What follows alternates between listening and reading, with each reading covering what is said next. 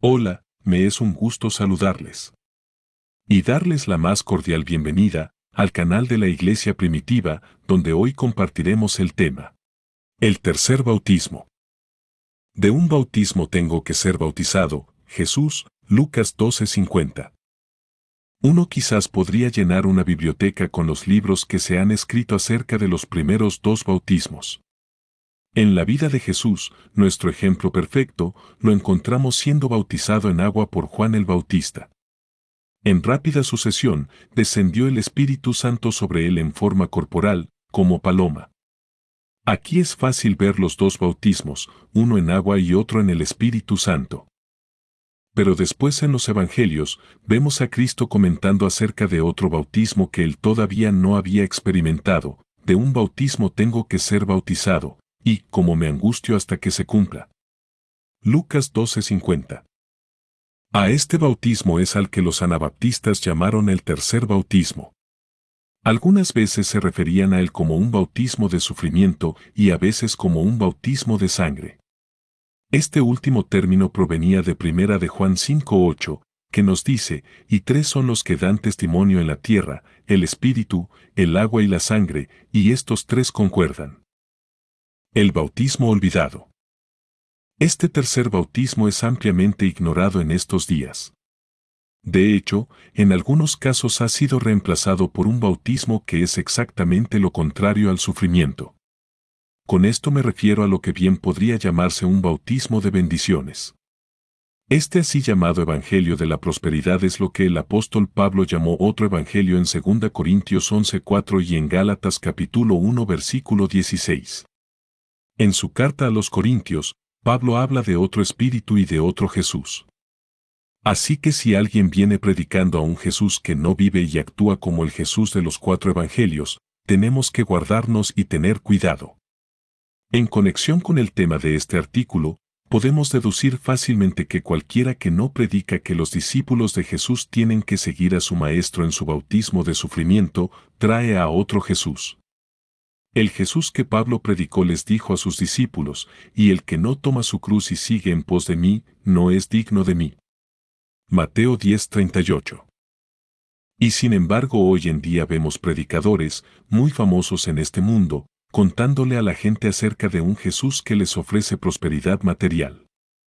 La prueba de ello es el excusado o la casa del perro con aire acondicionado de $23,000, o el jet privado del predicador de $20 millones. Yo les prometo. Parecería lógico que una persona que está buscando que la gente lo siga, le ofrecería a sus devotos algo mucho mejor que una vida llena de sufrimientos. ¿Cuántos candidatos políticos serían elegidos si en sus discursos de campaña dijeran: oigan, voten por mí y les prometo que los llevaré a la depresión económica más grande que jamás haya vivido este país? Y sin embargo Jesús, el Jesús de la Biblia, en esencia les dice a sus seguidores algo muy semejante a eso.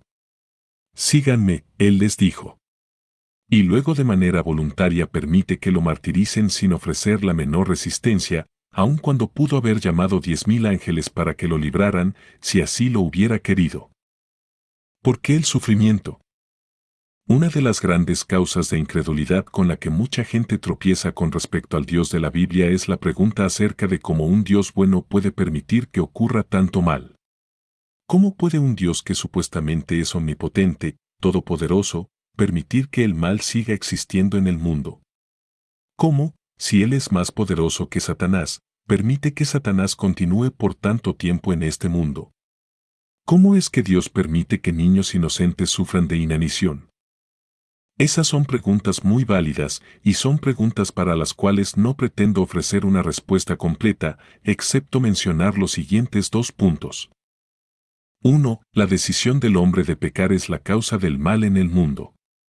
Y Dios permite que la humanidad tenga libre albedrío. La libertad que un hombre tiene para escoger practicar la injusticia inevitablemente afectará a la gente que le rodea. Aunque Dios a veces sí limita a algunos hombres en su acción de dañar a otros, Él no detiene el pecado ni sus consecuencias por completo. 2. El sufrimiento es necesario en este mundo para que el carácter justo de Dios pueda hacerse manifiesto. En este artículo, examinaremos el segundo punto. El comienzo. Cuando Adán escogió desobedecer a Dios, Dios se vio obligado a separarse de Adán. Adán y su posteridad fueron dejados a los caprichos de su propia mente y a las tentaciones de su carne y de Satanás. Por naturaleza, sin el Espíritu de Dios dentro de nosotros para guiarnos y para darnos poder, los humanos escogeremos hacer aquello que sirva para traernos el mayor placer.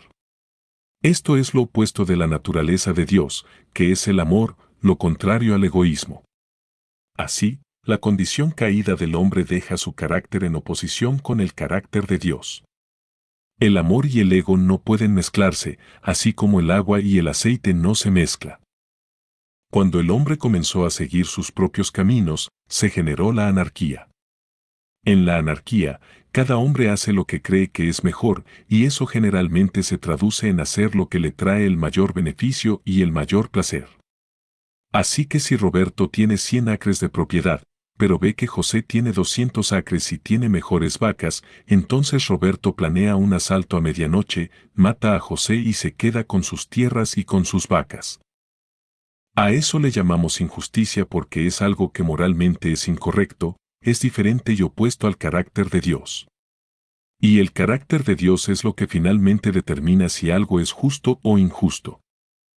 El hombre sin Dios básicamente actuará como un animal, tal como nos lo dice Eclesiastés 3:18, dije en mi corazón, es así, por causa de los hijos de los hombres, para que Dios los pruebe, y para que vean que ellos mismos son semejantes a las bestias.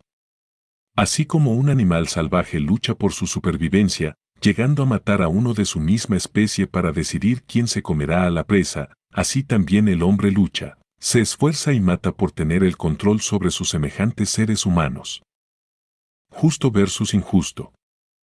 La humanidad sin Dios será injusta. Conforme se van degradando sus valores y su integridad, lo cual es el curso natural de la gente sin Dios, los humanos engañarán, dañarán y mentirán incluso a aquellos que intenten ayudarlos. Piensa en aquellos hombres que no ayudan con nada a su abuela para su sustento, aun cuando la abuela ha sido muy buena con ellos. Esto es una injusticia total, devolver mal por bien. Para limitar esta injusticia y ayudar a la humanidad a que no caiga en la degeneración total, Dios instituyó a los gobiernos humanos. Generalmente los gobiernos humanos forman un tipo de lineamientos básicos que ayudan a limitar las peores formas de injusticia, con castigos aplicables para aquellos que quebrantan dichos lineamientos. La ley de Moisés fue uno de esos gobiernos, si bien también fue una ley especial que además tenía muchos tipos y sombras del Evangelio dentro de ella. Estas leyes no restauraron a la humanidad a la plenitud del carácter y la naturaleza de Dios, pero sí colocaron un freno sobre las acciones más injustas de los hombres. La mayoría de los gobiernos reconocen que matar, robar y engañar son acciones malas y elaboran leyes civiles para limitar todos estos males. Básicamente, en vez de devolver mal por bien, las leyes civiles devuelven mal por mal y bien por bien. Esto significa que Roberto no debe matar a José por causa de su tierra y de sus vacas, pero si Roberto llega a quebrantar el código moral y ataca a José, entonces a José le está permitido devolver el mal y defenderse. La mayoría de los gobiernos civiles de este mundo operan más o menos sobre esta base. Bajo la amenaza del castigo, la mayoría de los hombres son capaces de vivir a la altura del estándar de justicia de mal por mal. Y, por supuesto, no es difícil devolver bien por bien. Si Roberto invita a José a una barbacoa, es muy probable que luego José invite a Roberto a comer una sandía en un día caluroso. Un reino de justicia. Luego vino el reino de Dios. Jesús comenzó el mensaje del Evangelio mostrando la justicia sobre la cual operaría su reino. Por supuesto, no sería un reino injusto, que devuelva mal por bien. Pero tampoco podía ser solo devolver mal por mal y bien por bien. Tenía que ser un reino radicalmente nuevo. De hecho, era solamente un regreso a la voluntad original de Dios para los hombres en el jardín del Edén. El reino de Cristo sería un reino basado en el concepto celestial de devolver bien por mal. Ahora, cuando José escucha el rumor de que Roberto está a punto de atacarlo y robarle sus tierras y sus vacas, José visita a Roberto y lo bendice de alguna manera. Entonces vemos tres niveles de justicia. 1. Injusticia total, mal por bien. 2. Justicia impuesta por la ley civil o por la justicia humana, mal por mal y bien por bien. Y 3. La justicia de Dios, bien por mal. Veamos algunos pocos asuntos a la luz de estos tres niveles de justicia, comenzando por ejemplo con la guerra. En la injusticia total, una nación puede atacar a otra por cualquier razón. En la justicia humana, la guerra generalmente se limita a lo que podría llamarse guerra justa. Si una nación ataca a otra, entonces la nación atacada tiene el derecho de pelear y defenderse. En la justicia de Dios, cuando un pueblo es atacado, éste no pelea defendiéndose, sino que aún bendice a los atacantes. En las disputas por territorios y linderos, la injusticia total bien podría convertirse en un tiroteo si ambos bandos involucrados llegan a estar en desacuerdo. Una vez que un bando ha asesinado al otro, el ganador se queda con el botín.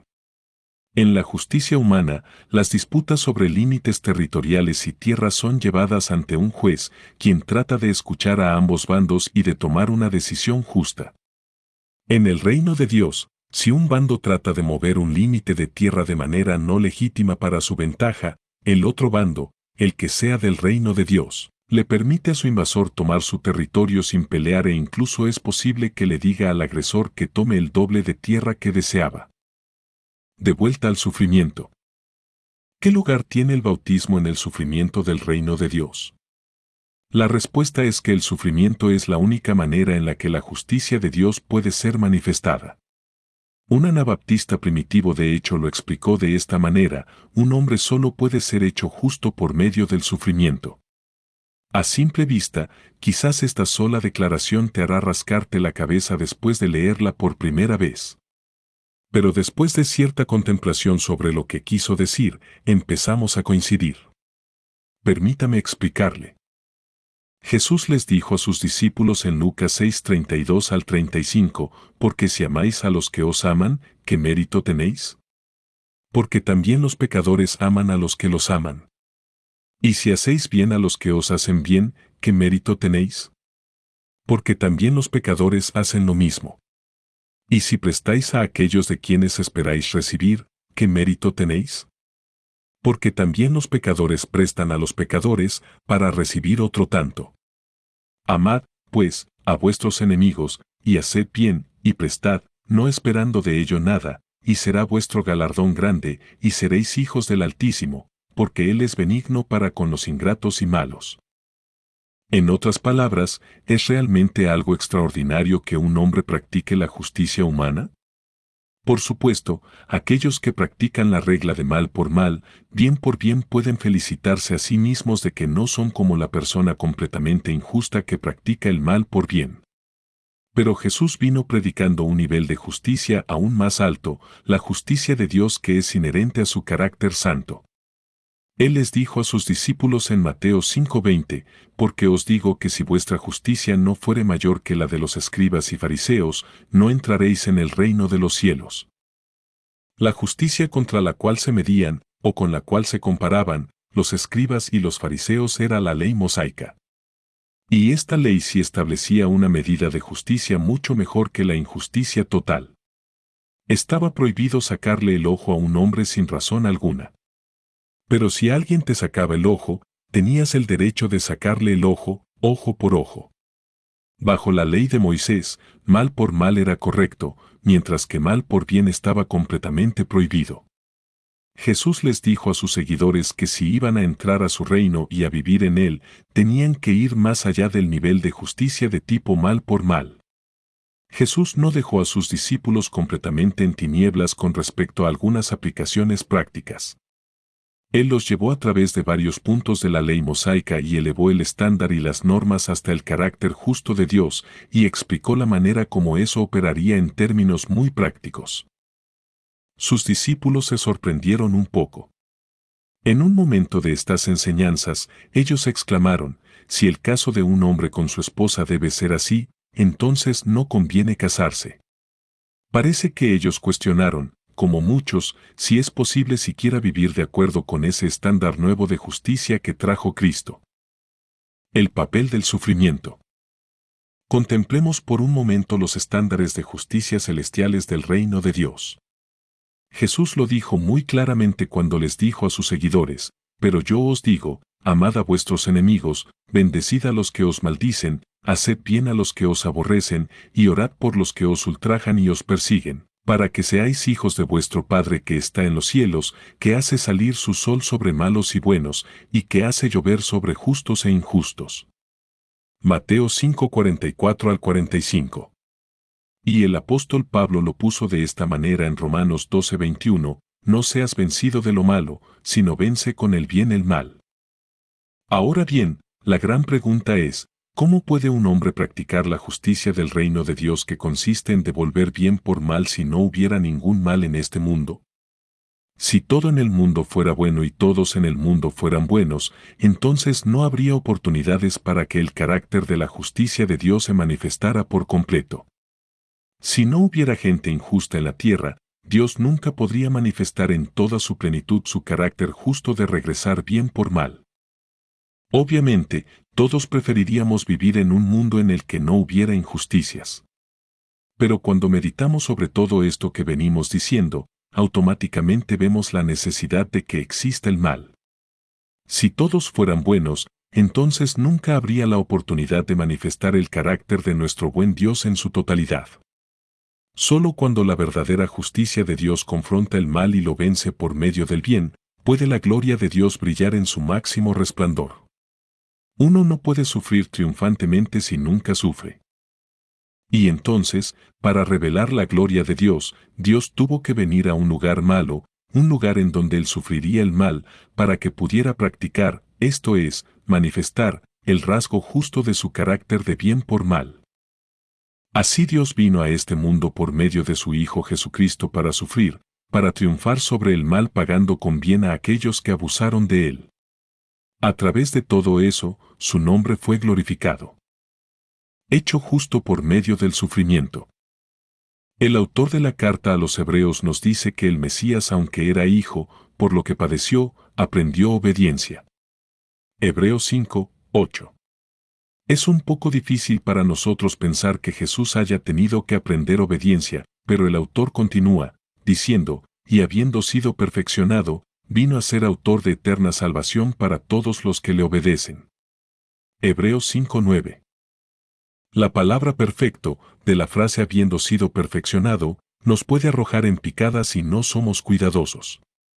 En la versión Reina Valera 1960, la palabra perfecto generalmente significa completo o llevado a su estado terminado. Así, cuando Jesús pasó la prueba final de sufrimiento y pasó la prueba perdonando y devolviendo bendiciones a los que lo trataron tan injustamente, su obediencia fue perfeccionada, completada. Había demostrado que Él tiene el poder que se necesita para devolver bien por mal. El carácter justo de Dios dentro de Él había triunfado sobre cada tentación. Ahora tenía todo el derecho de ser el autor de eterna salvación. En Hebreos 2:10 está escrito, porque convenía a aquel por cuya causa son todas las cosas, y por quien todas las cosas subsisten, que habiendo de llevar muchos hijos a la gloria, perfeccionase por aflicciones al autor de la salvación de ellos. Una analogía que podría hacerse es la de una compañía de construcción que está buscando a un operario de retroexcavadoras experimentado. Cuando el aspirante se presenta, es posible que lo lleven atrás, le muestren la máquina que deberá operar, y le digan, enciéndala y cabe un hoyo allá. Queremos ver si en verdad puede hacer esto. Dios, de alguna manera, pudo haber planeado que Jesús se quedara en el cielo, luego les dijera a todos que creyeran que era posible que un hombre caminara sobre la tierra en un cuerpo humano y sin pecar. Pero Dios le demostró al mundo que sí es posible. A través de su Hijo Jesucristo, Él demostró que es posible vivir justamente entre gente no redimida, practicando la santidad y el devolver bien por mal. Envió a Cristo y permitió que lo ultrajaran en gran manera, para demostrar que este Jesús es capaz de vencer el mal con el bien bajo cualquier circunstancia. Jehová quiso quebrantarlo, sujetándole a padecimiento, Isaías capítulo 53 versículo 10, porque el Padre sabía que el Hijo vencería el mal con el bien. La respuesta justa del Hijo hacia el mal infligido sobre él fue un aroma precioso en la nariz del Padre, quien lo cualificó y calificó para ser el autor de salvación eterna. El león de la tribu de Judá prevaleció sobre el mal, y su sangre fue derramada de sí mismo y rociada sobre el santuario interno, el espíritu, de la humanidad que estaba muerta a fin de vivificarla, purificarla y perdonarla. Cualquiera que mire al Hijo victorioso en el madero puede ser vivificado a una nueva vida de justicia por medio del Espíritu Santo. Todavía sufre. Pero el Mesías todavía sufre hoy, en su cuerpo. Y todavía vence hoy, en su cuerpo. Todavía está experimentando el tercer bautismo, ahora mismo, en su cuerpo. Su pueblo todavía está siendo bautizado con acciones injustas en contra de ellos, para que la justicia de Dios se manifieste en cada generación. Persecuciones, destierros, demandas legales, divorcios, palabras de enojo, abusos, maldiciones, etc., todavía están siendo hechos a los santos.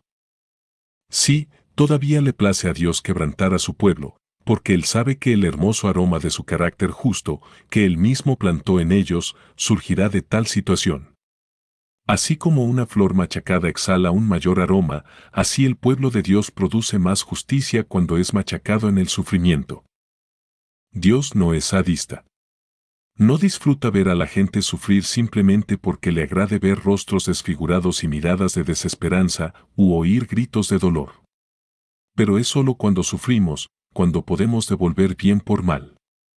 Si nunca atravesáramos circunstancias malas, nunca podríamos responder de manera justa a las circunstancias malas. Así, el sufrimiento es la suerte permanente del pueblo de Dios. La primera carta de Pedro está llena de la idea del sufrimiento y de cómo el sufrimiento encaja en la vida cristiana. Aunque por el momento no vamos a ver toda esa carta, notemos una frase en primera de Pedro 3:14, más también si alguna cosa padecéis por causa de la justicia, bienaventurados sois.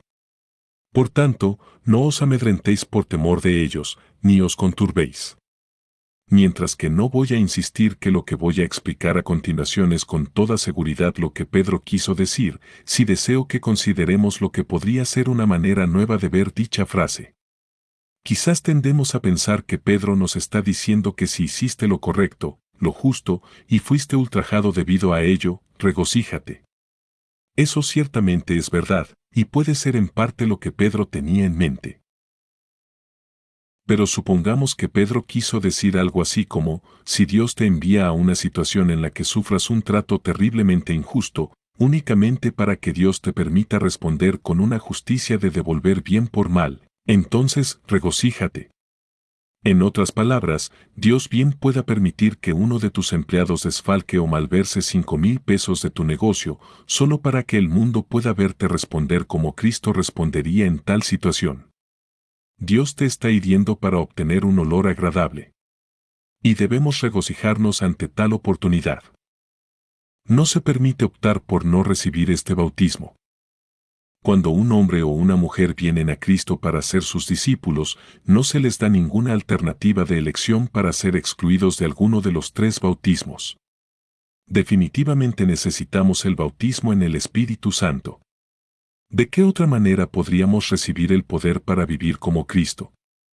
Se nos ordena también ir por todo el mundo bautizándoles en el nombre del Padre y del Hijo y del Espíritu Santo. Mateo capítulo 28 versículo 19. Ahora bien, nuestra carne generalmente no tiene problemas aceptando el bautismo en agua ni el bautismo en el Espíritu Santo. Pero grita en desafío y resistencia ante el tercer bautismo, el bautismo en un sufrimiento sangriento.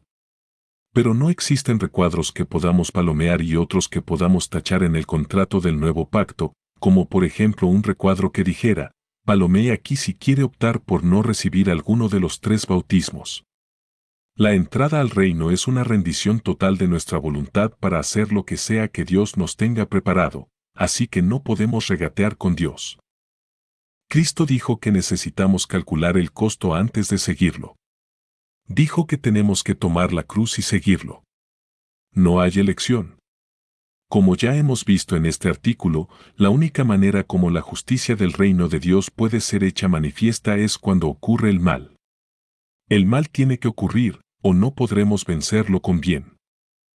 Así que tenemos que calcular el costo. Si no quieren tener ningún tipo de sufrimiento en esta vida, entonces ni siquiera pienses en convertirte seguidor de Cristo. Es verdad, puede ser que Dios escoja que algunos de nosotros tengamos menos sufrimiento, pero si queremos conquistar la injusticia, nos tienen que ocurrir injusticias. No podemos vencer la amargura a menos que experimentemos una situación que nos tiente a albergar resentimiento. Ser tratados de manera muy amable generalmente no nos tienta a la amargura, así que necesitamos experimentar un trato no muy agradable, un maltrato. Glorificación a través del sufrimiento. Justo después de que Judas abandonara el aposento en la noche en que el Señor fuera crucificado, Él le dijo a sus discípulos, si Dios es glorificado en Él, Dios también le glorificará en sí mismo, y enseguida le glorificará. Juan 13:32. Cuando pensamos en glorificar a Dios, a menudo pensamos en cantar alabanzas o en testificar de las grandes cosas que Dios ha hecho. Mientras que esas son maneras de glorificar a Dios, hay una mejor manera. Tal manera es manifestar el carácter de Dios en situaciones de prueba. Los que lo vean se darán cuenta de la respuesta justa y glorificarán al Padre. Jesús glorificó al Padre en la cruz cuando abiertamente reveló que había algo dentro de él que era mucho más fuerte que la terrible injusticia que se le hizo. Mejor es el que tarda en airarse que el fuerte, y el que se enseñorea de su espíritu, que el que toma una ciudad. Proverbios 16:32. En retribución, Dios el Padre glorificó al Hijo. Se registró que cuando el centurión que estaba presente en la crucifixión vio lo que había acontecido, dio gloria a Dios, diciendo, verdaderamente este hombre era justo. Lucas 23:47. Pedro, predicando después de Pentecostés, le dijo a la multitud acerca de la gloria de la cruz, el Dios de Abraham, de Isaac y de Jacob, el Dios de nuestros padres, ha glorificado a su Hijo Jesús, a quien vosotros entregasteis y negasteis delante de Pilato, cuando éste había resuelto ponerle en libertad. Hechos 3:13. La glorificación de Jesús ocurrió cuando fue crucificado injustamente y respondió con perdón. Dios también nos glorificará si aceptamos el sufrimiento en nuestras vidas y respondemos de manera santa. Pablo escribió que somos coherederos con Cristo si padecemos juntamente con Él, para que juntamente con Él seamos glorificados. Romanos 8:17, y en otro lugar Pablo expresó su ferviente anhelo de conocer a Dios. No solo saber acerca de Dios, sino realmente conocerlo. Dentro de ese contexto, Pablo habla del papel del sufrimiento en su relación con Cristo, diciendo, a fin de conocerle, y el poder de su resurrección y la participación de sus padecimientos, llegando a ser semejante a él en su muerte, Filipenses 3:10. La comunión con Cristo consiste en sufrir juntamente con él. En su carta a Timoteo, Pablo declara que si sufrimos, también reinaremos con él. 2 Timoteo 2:12. Eso sencillamente significa que si llevamos a Cristo y a su poder con nosotros hacia una situación injusta en la cual seamos puestos, Él nos dará la gracia para devolver bien por mal, venciendo así sobre el mal. Pero si permitimos que una circunstancia mala nos mueva a responder mal por mal, entonces el mal ha vencido. Mientras que si respondemos bien por mal, hemos conquistado el mal, destruyendo el pecado por medio del sufrimiento. Pedro nos dice en su carta, puesto que Cristo ha padecido por nosotros en la carne, vosotros también armaos del mismo pensamiento, pues quien ha padecido en la carne, terminó con el pecado. 1 de Pedro 4:1. En 1527, el anabaptista Leonard Seymour escribió una carta a la iglesia en Rattenburg, diciendo, es verdad, el sufrimiento de Cristo destruye el pecado, pero solo si él sufre en el hombre. Porque así como el agua no apaga la sed a menos que uno la beba, y el pan no apaga mi hambre a menos que uno lo coma, así también el sufrimiento de Cristo no me evita pecar a menos que Él sufra en mí. Cuando Jesús sufrió un trato injusto, Él terminó con el pecado por no devolver mal por mal. De la misma forma, nosotros podemos terminar con el pecado cuando devolvemos bien por mal.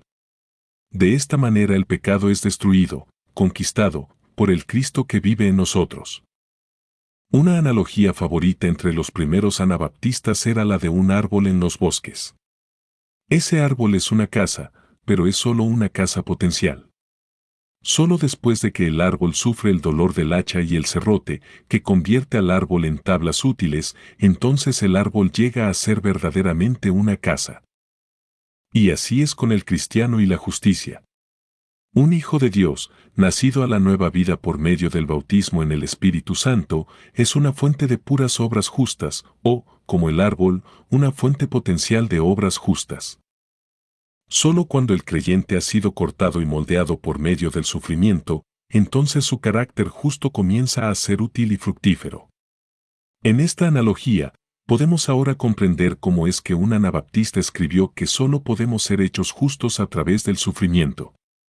Sí, somos hechos justos cuando Dios nos regenera, pero esa justicia se hace tangible a través de nuestra respuesta a las acciones injustas cometidas en contra de nosotros.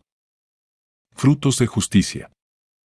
En 1536, André Scalor escribió un ruego angustioso a los señores que lo habían encarcelado por su fe. Espero, queridos señores, que no actúen precipitadamente en contra de mí. No digo esto por motivos engañosos, sino porque no quiero que ustedes se hagan culpables al hacerme violencia. ¿Qué bien les hace a ustedes reducirme a esta condición miserable? Estoy angustiado más allá de la miseria, estoy golpeado por la pobreza, se me ha robado mi habilidad para trabajar, más allá de lo que podría vencer en toda mi vida. Nota, lo habían torturado tan severamente que él pensaba que ya nunca sanaría lo suficiente como para poder volver a trabajar. He estado muriendo de hambre al punto de que casi no puedo ahora comer o beber, y mi cuerpo está quebrantado. ¿Cómo esperarían vivir 5 semanas con solo agua hervida y una sopa de pan sin sabor? He dormido en la paja en la oscuridad. Todo esto no sería posible si Dios no me hubiera dado una medida igual de su amor. Me maravilla que no me he vuelto loco o confundido. Me hubiera congelado si Dios no me hubiera fortalecido, porque pueden imaginar cómo un poco de agua caliente lo calienta a uno. Además de esto, he sufrido una gran tortura del verdugo, quien ha arruinado mis manos, a menos que el Señor las sane. He tenido suficiente tortura como para el resto de mis días. Sin embargo, yo sé que Dios nunca me abandona si sufro por causa de su palabra. Sé muy bien que he experimentado con gran dolor las tentaciones del enemigo en contra de ustedes. Que Dios les perdone y a toda la gente querida que me ha acusado falsamente ante ustedes. 2. ¿Lograste ver la justicia de Dios manifestada? ¿El devolver bien por mal y bendición por maldición? Arruinado de por vida por culpa de acusaciones falsas, pero aún así perdonando, esa es la justicia de Cristo expresada en nuestros sufrimientos. Ese es el árbol siendo moldeado en una casa. Tales narraciones conmovedoras de sufrimiento deberían golpearnos. Aquí en este país y en esta época en la que casi ni sufrimos nada. Pensamos que es un gran sufrimiento si dejamos nuestras luces prendidas en el estacionamiento y la batería se ha agotado cuando volvemos al auto. O cuando se mancha nuestra prenda de vestir. Sin embargo, sé que todos sufrimos en esta tierra hasta cierto punto. Es parte de la vida en la tierra y es parte de lo que se requiere para ser discípulos de Cristo. La gente se burla de nosotros. A veces nos roban. Algunos amigos nos abandonan. Aunque la Biblia no lo dice así, personalmente creo que Dios a propósito pone a los creyentes en tales situaciones para manifestar su gloria. La respuesta. Quizás nos ayudaría a ver a nuestros futuros sufrimientos no solo como pruebas, aunque sí lo son, sino también como oportunidades para que Dios venza el mal con el bien. Cuando el mal es vencido por el bien, entonces el reino de Dios ha llegado a la tierra. Algún día, todo el mal será desterrado por completo, y los reyes y sacerdotes del reino de Dios, que son los que hoy vencen con bien el mal, serán llevados a un lugar en donde ya no habrá más maldad que conquistar. ¡Qué gran día será ese! Pero hasta que ese momento llegue, tenemos que, como le dijo Conrado Grebel a Thomas Münster, ser bautizados en angustia y aflicción, tribulación, persecución, sufrimiento y muerte. Tenemos que ser probados con fuego y tenemos que alcanzar la patria del descanso eterno, no por medio de matar a nuestros enemigos corporales, sino por medio de matar a nuestros enemigos espirituales. 3. Jesús nos ha dicho, sé fiel hasta la muerte, y yo te daré la corona de la vida. Apocalipsis 2, 10c. Que Dios te guíe a través de tu tercer bautismo. Una corona espera a los que venzan. Escrito por McAdneb, traducido por Josué Moreno. Referencias. 1. Walter Klassen, ed. Anabaptism and Outline, Kitchene, Ont, Scott Dale, pa Harold Press, 1981, 90-91. 2. Ibidem, 93. 3. George Hunston Williams and Angel M. Mergal, eds. Spiritual and Anabaptist Writers, Ichtus, Philadelphia, pa Westminster, 1957-80. Que la paz y la gracia del Señor Jesucristo esté con ustedes.